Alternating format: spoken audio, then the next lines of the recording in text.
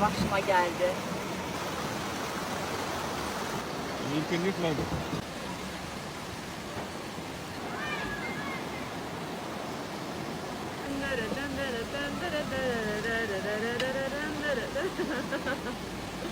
Bu da Badımcan Devengisi.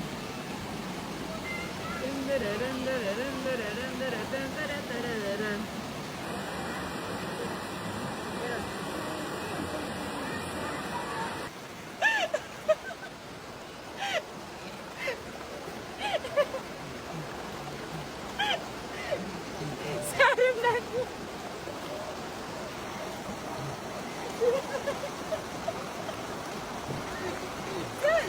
Sen bu pozisyonları kaçırtamazsan.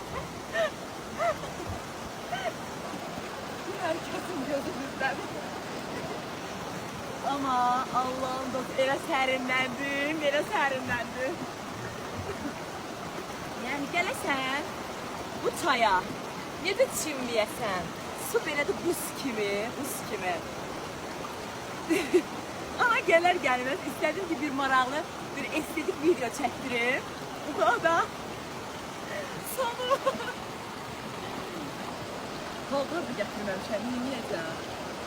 Ama ev olsun, bu güzel mənzərədə bunun tadı başqadır. Su aydınlıqdır.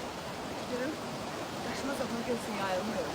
Yani niye kamera açtık? Ay Allah, daşı necə qucaqladım, daşla bir an öpüşdüm. Böyle daşlar da hamısı sürüşkən. İndi